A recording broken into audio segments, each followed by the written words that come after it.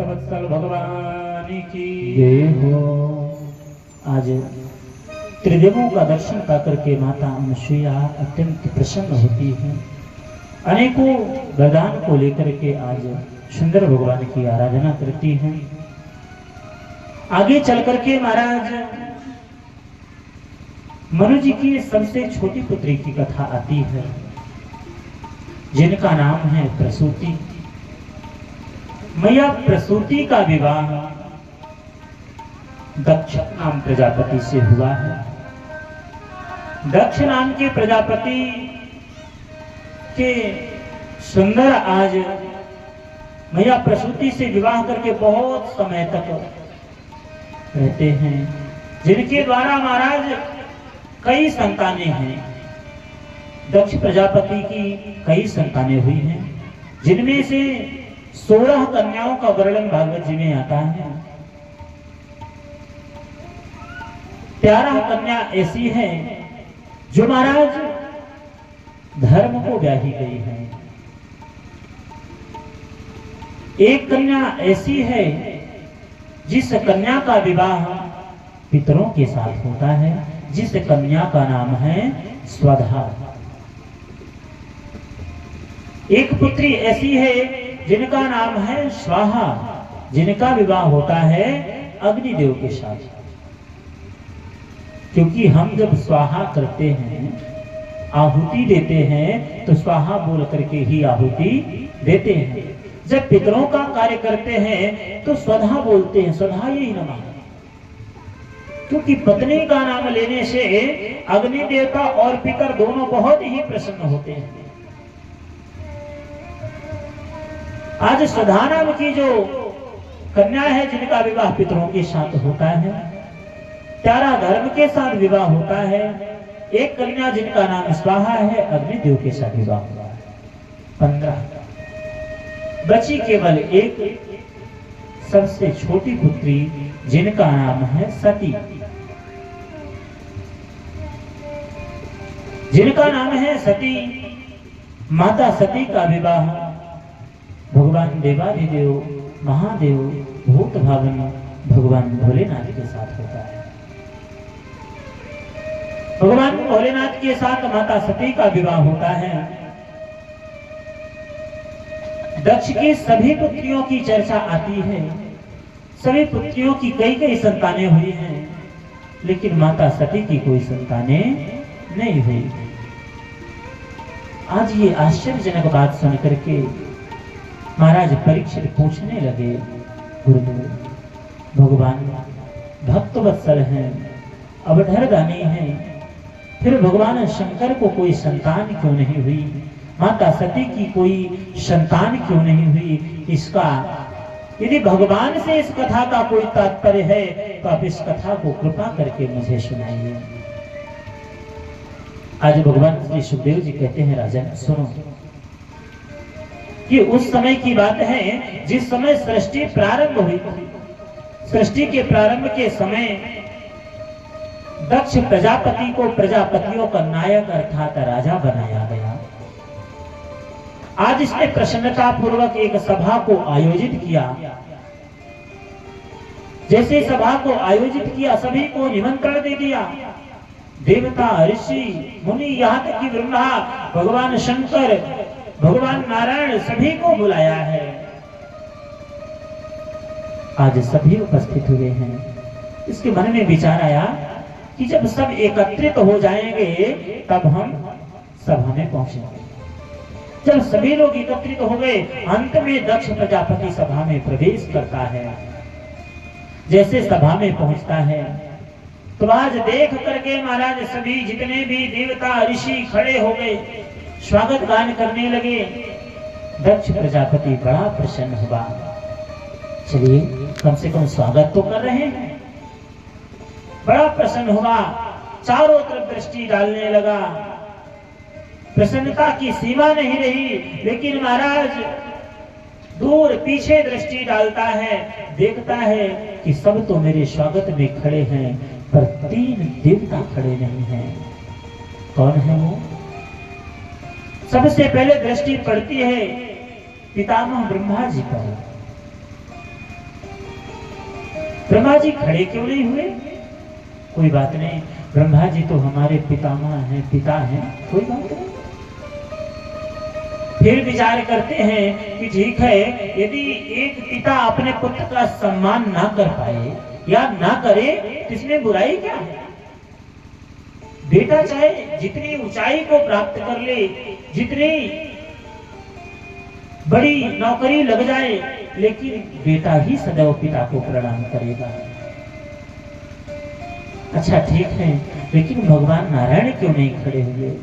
विचार करता है। अच्छा, भगवान नारायण भैया कौन है? दक्ष प्रजापति के कौन है? कोई बताएगा? कोई नहीं बताएंगे। भगवान नारायण दक्ष प्रजापति के महाराज दादा हैं, जिनको बाबा बोलते हैं, क्योंकि भगवान विष्णु ने ही, भगवान नारायण ने ही ब्रह्मा जी को प्रकट किया है, और ब्रह्मा जी की मनु आदि सभी ये संतानें हैं। आज दक्ष विचार करता है ये तो पिताजी के भी पिताजी हैं, तो इनका क्या कहना है? अब तीसरी दृष्टि पड़ती है किस पर? बोले शंकर पर। देख करके क्रोधित हो उठा, अरे ये शंकर कौन है? बोले मेरा दामाद है। तो दामाद तो महाराज बेटे के समान होता है, ये मेरे सम्मान में क्यों नहीं खड़ा हुआ? आज क्रोध से तमतमा उठा। आज महाराज क्रोध से तमतमा करके उल्टी सीधी बातें कहने लगा, सभा को संबोधित करने लगा। भैया, इस सभा में जितने भी भक्त बैठे हैं सब मेरी बात को ध्यान से सुनेंगे। सबने सोचा कि दक्ष आया है तो कुछ भाषण देगा, उसमें हमारा कुछ लाभ होगा। आज विचार करने लगे, सब ध्यान से सुनने लगे। दक्ष आते हुए कहता है, देवताओं, यदि सभ्य लोगों की सभा में कोई एक असभ्य व्यक्ति पहुंच जाए तो सारी सभा को गंदा कर देता है। जैसे तालाब में एक मछली सारे जल को गंदा कर देती है। सभी एक दूसरे की ओर देखने लगे। भैया, ऐसी देवताओं की सभा में, ऋषियों की सभा में ऐसा कौन आ गया जो असभ्य है? दक्ष ने कहा, भैया इधर उधर क्यों देखते हो देवताओं? मैं किसी और को नहीं, मैं अपने दामाद शंकर को कह रहा हूं। देखो किस प्रकार से बंदर की तरह आंखें लपलपाते हुए बैठा है। अरे भला ये सम्मान करना क्या जाने? देखो तो भूत प्रेतों की इसे संगति है, वस्त्र पहनना जानता नहीं है। जहां से लोग डरते हैं, जिन जीवों से लोग डरते हैं, उन जीवों को ये अपना आभूषण अस्त्र बना रखा है। सर्प बिच्छू को गले पर डाल रखा है, भूत प्रेतों के साथ रहता है। हम लोग तो महाराज कितना सुंदर वस्तुओं से श्रृंगार करते हैं, लेकिन ये चिता की भस्म लगा करके अपना श्रृंगार करता है। भला इसको सम्मान देना कैसे आएगा? अनेकों उल्टी सीधी बातें कहते रहे। फिर भी भगवान मंद मंद मुस्कुराते हुए भगवान शंकर सुनते रहे। भैया कोई क्रोध में हो, देखिएगा दादी गिर न जाए, आप गिर नहीं जाइएगा।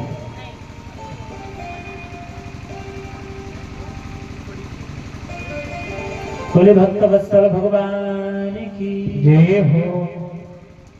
आज भगवान शंकर मंद मंद मुस्कुरा रहे हैं। भैया कोई क्रोध में बैठा हो, क्रोध में आपको गाली दे रहा हो, उसे लड़ने की आवश्यकता नहीं है।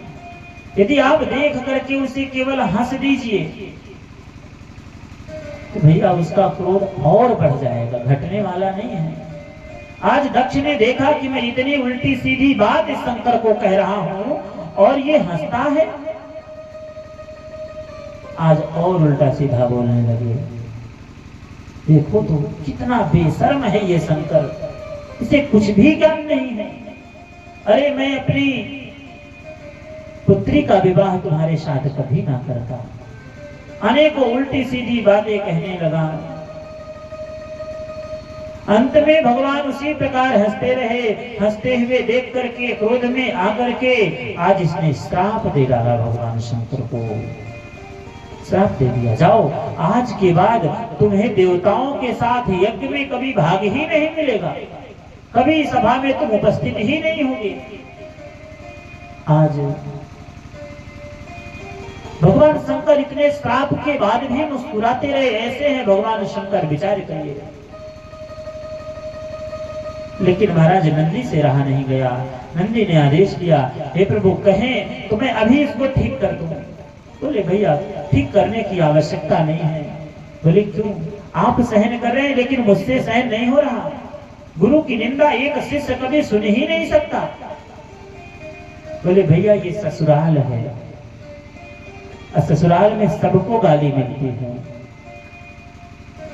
कोई बचा है जो ससुराल में गाली ना पाया है? कुलदीप भैया मिली है कि नहीं? किसी को शादी में मिलती है और किसी को शादी के बाद मिलती है। भगवान शंकर बोले भैया हमें शादी में तो मिली नहीं थी, इसलिए अब मिल रही है, बोलने की जरूरत नहीं है। धन्य है भगवान शंकर।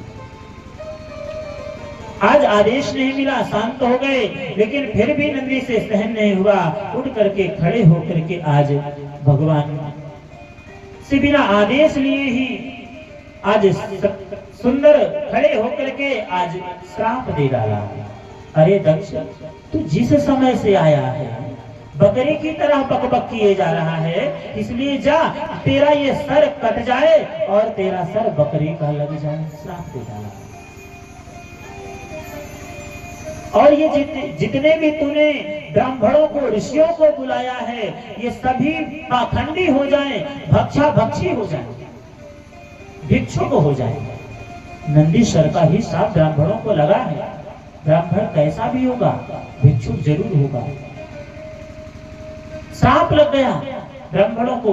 ब्राह्मणों ने देखा हमने तो कुछ किया नहीं, नंदीश्वर ने हमें श्राप दे दिया। ब्राह्मणों ने भृगुवादी ने खड़े होकर के श्राप दे दिया। अरे नंदी तुमने ब्राह्मणों को श्राप दिया है, इसलिए मैं तुम्हें श्राप देता हूँ। व्यास ने जितने भी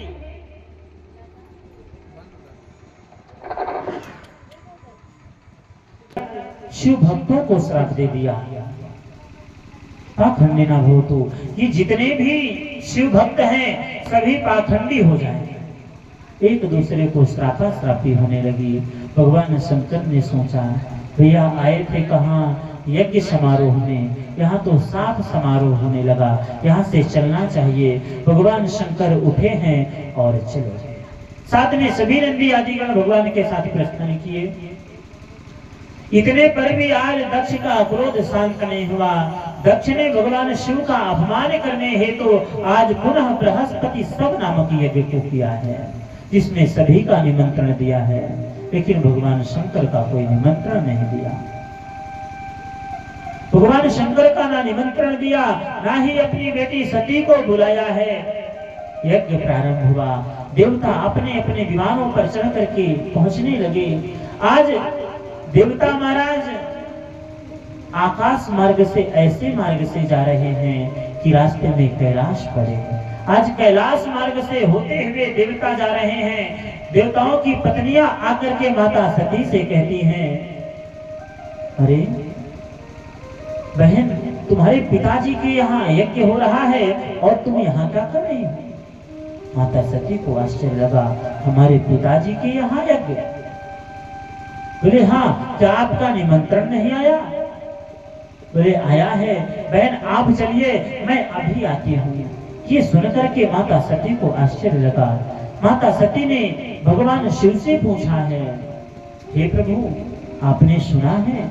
देखिए आज कितनी गड़गड़ाहट हो रही है, ये न जाने विमान कहाँ जा रहे हैं। चरण दबाने लगी, पूछने लगी, प्रजापतस्ते ससुरस्य सांप्रतम् निर्यापितो यज्ञमहो सबः किल। प्रजापतस्ते ससुरस्य सांप्रतम् निर्यापितो यज्ञमहो सबः किल। हे पिता आपके आज कितनी सुंदर शब्द शैली पर माता सती कहती हैं, हे प्रभु आपके ससुर जी के यहाँ यज्ञ हो रहा है, क्या आप नहीं चलेंगे? विचार करिए। माता सती ये भी कह सकती थी कि मेरे पिता के यहाँ यज्ञ हो रहा है। आजकल की माताओं से पूछिए, आजकल की बहुओं से पूछिए, तो या मायके में विवाह हो या कोई फंक्शन हो, चाहे सास हो घर में चाहे पति हो, किसी से पूछने की जरूरत नहीं है। तैयारी पहले से फिट, चली गई तो ठीक है, और रोक दिया जाए तो महाराज भोजन भी आफत हो गया, मिलना मुश्किल हो जाता है। लेकिन माता सती कितने सुंदर शब्दों में कहती हैं, प्रजापतस्ते ससुरस्य शांततम। जो प्रजापति दक्ष हैं, आपके ससुर यज्ञ कर रहे हैं, क्या आप नहीं जाएंगे? कह सकती थी कि मेरे पिता हैं, लेकिन उन्होंने ये नहीं कहा। आपके ससुर जी के यहाँ यज्ञ हो रहा है। भगवान शंकर ने कहा, देवी आपके पिताजी यज्ञ तो कर रहे हैं, लेकिन कोई निमंत्रण नहीं आया।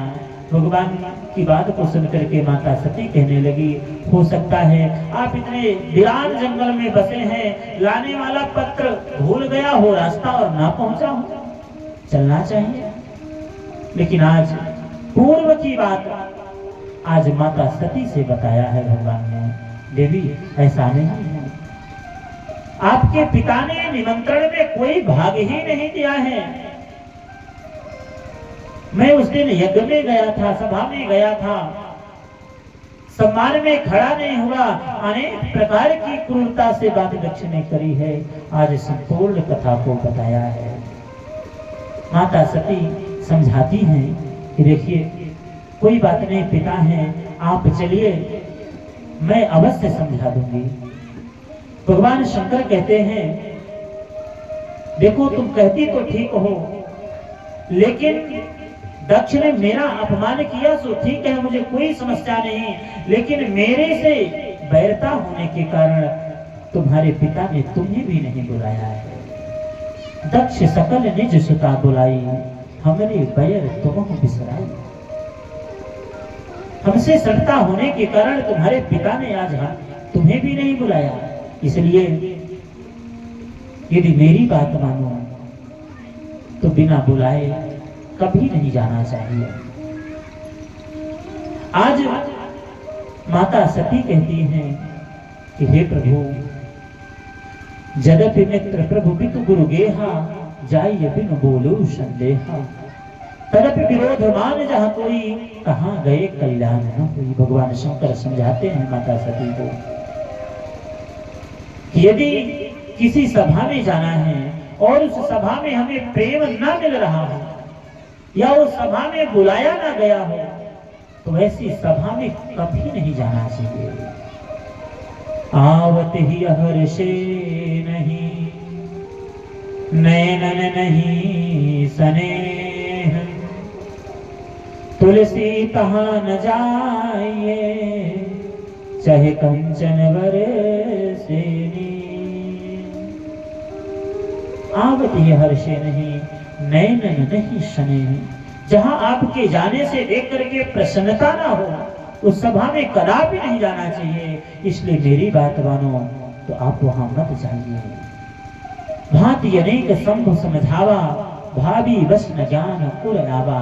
आज भगवान शंकर अनेक प्रकार की बातों को समझाते हैं, लेकिन माता सती को कुछ समझ नहीं आता। माता सती अपने नेत्रों को बंद करती हैं, तो आज वो दृश्य यज्ञ का याद आता है। विचार करती हैं, केवल हम ही नहीं पहुंच पाई, हमारी सारी बहनें, मौसियां, संपूर्ण रिश्तेदार सभी पहुंचे होंगे, लेकिन मैं नहीं पहुंच पाई।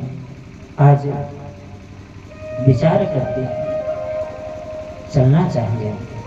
अच्छा, ऐसा करती हूँ कि भगवान शिव तो क्षणे रुष्टा क्षणे तुष्टा, क्षण मात्र में रुष्ट होते हैं, क्षण मात्र में प्रसन्न हो जाते हैं। इसलिए मैं चली जाती हूँ और वापस आकर के भगवान को मना लूंगी। जाकर के भगवान से एक बार पूछती हैं, भगवान ने आज नेत्र को ही बंद कर लिया और सब अपने प्रभु पर छोड़ दिया।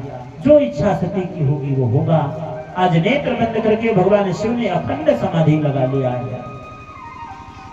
माता सती जाकर के पूछती हैं, अच्छा प्रभु आप नहीं जाएंगे तो मैं चली जाऊं?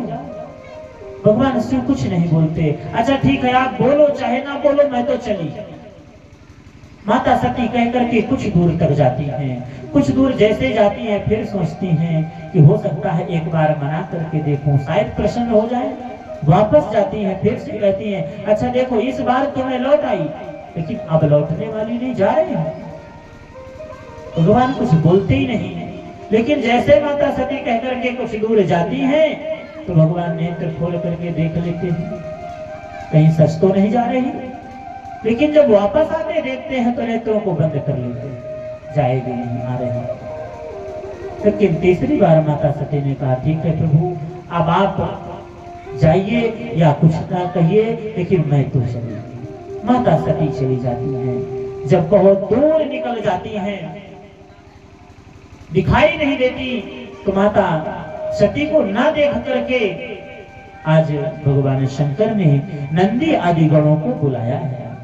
नंदी आदि गणों को बुला करके आज आदेश दिया जाओ, माता को सम्मान सहित आज छोड़ करके यज्ञशाला तक आप वापस आ जाना। ठीक है, आज हर हर महादेव करते हुए सभी नंदीगण आदि माता जी के साथ चल देते हैं। आज माँ सती को लेकर के आज सभी नंदी आदिगण पहुंच जाते हैं। आज जैसे ही नंदी आदिगण पहुंचते हैं, बड़े सुंदर शब्दों में आज गोस्वामी तुलसीदास जी वर्णन करते हैं। पिता भवन जब गई भवानी, दक्ष त्रास काहू न सनमानी।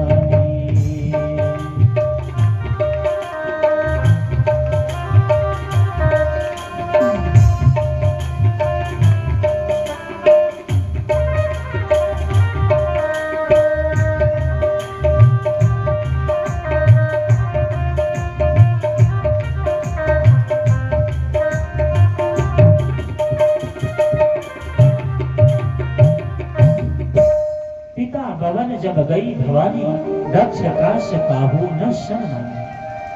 आज पिता के घर पर जब माता सती पहुंचती है, विचार करिए जब बेटी आती है तो बेटी का कैसे स्वागत होता है। लेकिन आज महाराज दक्ष भगवान शंकर से नाराज होकर के अपनी बेटी को भी भूल गए। आज महाराज बेटी आई है, पिता दक्ष ने देख करके मुख को घुमा लिया। माता सती को अपार कष्ट हुआ। जो पिता अपनी पुत्री को कभी प्राणों से भी अधिक प्रेम करता था, आज वो दक्ष अपनी पुत्री को देखना नहीं चाह रहा था। आज जो देवता निरंतर आकर के माता सती को प्रणाम करते थे, वंदन करते थे, निवेदन करते थे, आज वही देवता माता सती को देख करके अपना सर झुका लेते हैं।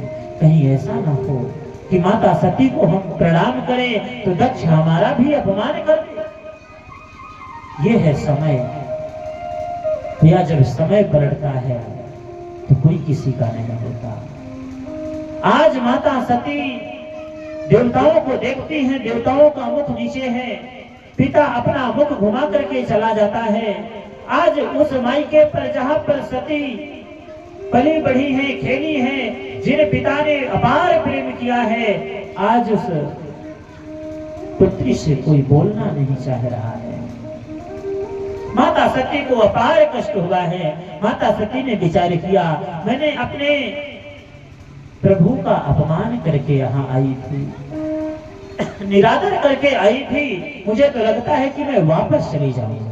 भगवान शिव ने सत्य कहा था, आवत ही हर्षे नहीं, नैन नहीं सने, तुलसी कहाँ न जाइए, चाहे कंचन बरसे। उस स्थान में कभी नहीं जाना चाहिए जहां पर बुलाया ना गया हो। मुझे वापस जाना चाहिए। लेकिन फिर विचार करती है, क्योंकि बेटी है, यदि मायके में बेटी का सबसे अधिक प्रेम होता है तो मां से होता है। आज बेटी विचार करती है कि आ ही गई हूं तो चल करके अपने मां से मिल लेती हूं। आज यदि माता सती के ना आने का कष्ट था तो वो है केवल माता प्रसूति। माता सती की जो मां है प्रसूति, अपने कक्ष में बैठ करके रो रही है कि देखिए मेरी सारी पुत्रियां हैं, सारे दामाद हैं, लेकिन मेरी सबसे छोटी पुत्री, जो सबसे छोटी पुत्री सती है, वो आई नहीं। आज विलाप करती हैं, रोती हैं। उसी समय माता सती ने विचार किया कि मां से मिलकर के मैं वापस चली जाऊंगी। आज प्रवेश करती है माता प्रसूति के कक्ष में माता सती। सागर भरे ही मिली एक माता, सागर भरे मिली एक माता, सागर भरे मिली एक माता, भगनी मिली बहुत मुस्काता, भगिनी मिली बहुत मुस्काता, सादर मिली बहुत माता, सादर मिली बहुत माता, भगिनी मिली बहुत मुस्काता, भगिनी मिली बहुत मुस्काता। सागर भगनी मिली एक माता। आज इतने बड़े मायके पक्ष पर केवल एक माँ है। जो आज 15 बड़ी बहनें हैं, किस प्रकार से मिलती हैं? भगिनी मिली बहुत मुस्काता, व्यंगात्मक हंसी हंसते हुए मिलती है। अरे बहन सती, तुम आ गई। हमने सुना है कि पिताजी ने आपका निमंत्रण नहीं दिया, निमंत्रण नहीं दिया, तुम आ गई, बहुत अच्छा किया है। अच्छा, भगवान शिव कैसे हैं?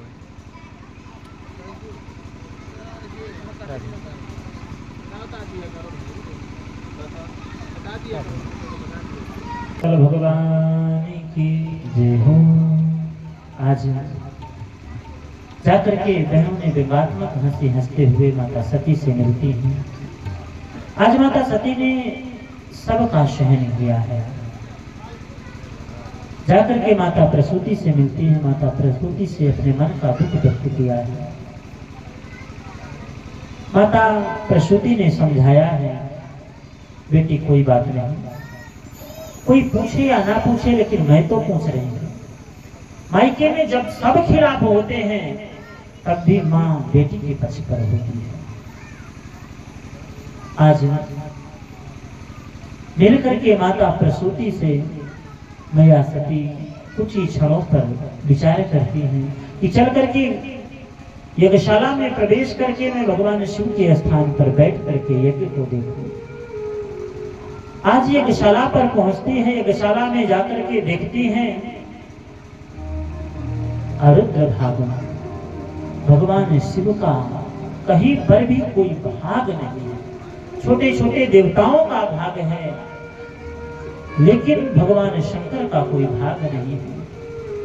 अपना अपमान हुआ, माता सती सहन कर गई, लेकिन जैसे भगवान शिव का अपमान देखा है, अपने पति का अपमान देखा है, तो आज सहन नहीं हुआ। क्योंकि एक बेटी अपने मायके पर अपना अपमान सहन कर सकती है, लेकिन अपने पति का अपमान नहीं सहन कर सकती।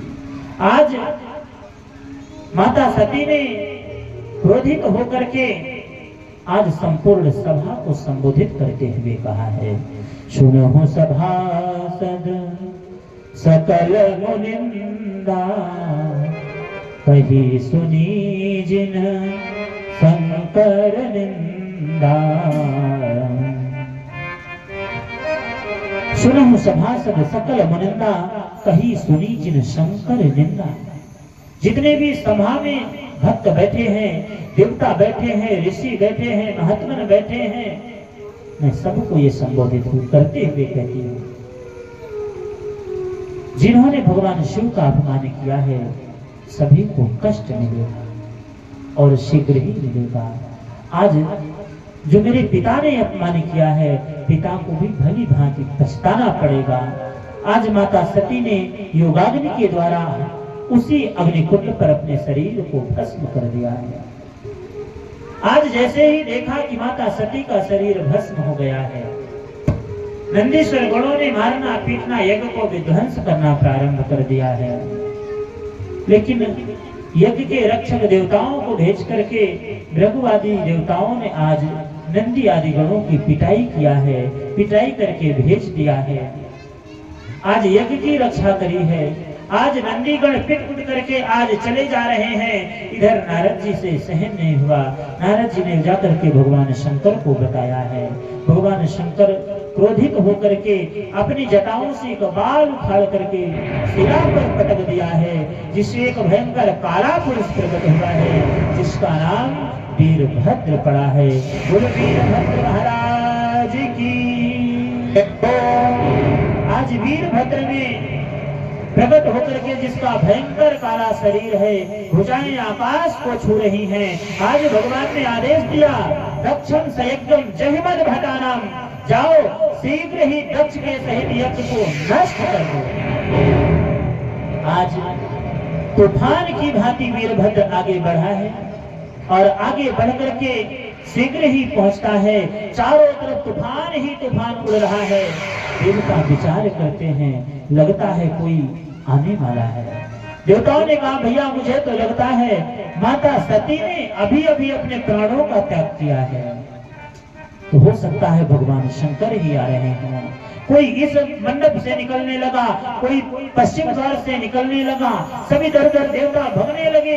लेकिन महाराज वीरभद्र बीच पर प्रकट होकर के नंदीश्वर गणों को आदेश दिया, सबको बंदी बना लो, कोई जाने ना पाए।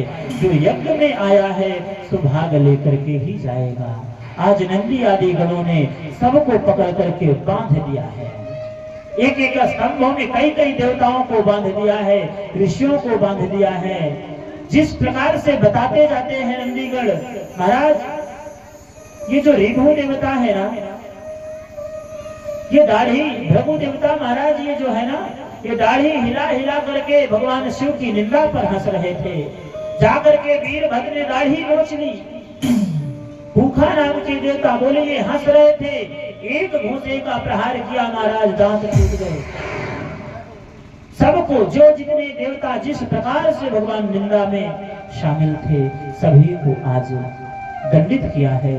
दंडित करके आज दक्ष के पास जाकर के यज्ञ को नष्ट करके, दक्ष का सर पकड़ करके मरोड़ करके महाराज यज्ञ कुंड में स्वाहा। आज यज्ञ को नष्ट करके पुनः भगवान शंकर के पास वापस आए।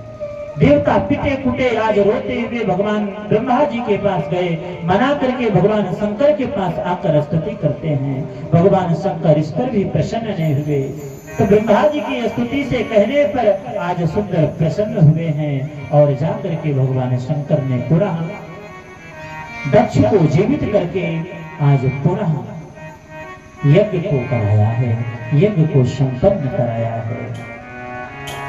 तब से महाराज उसी समय दक्ष ने भगवान शिव की अनेक प्रकार की स्तुति की है। और स्तुति में आज दक्ष कहता है, भवो भवान्यां निधनं प्रजापते रसकृतायां अवगम्य नारदा। भवो भवान्यां, हे प्रभु आपने मुझे दंड दे करके आज पाप रहित कर दिया है। यदि आपने मुझे दंड ना दिया होता तो मेरे अपराध के कारण न जाने कितने समय तक मुझे नरकों में जाना पड़ता।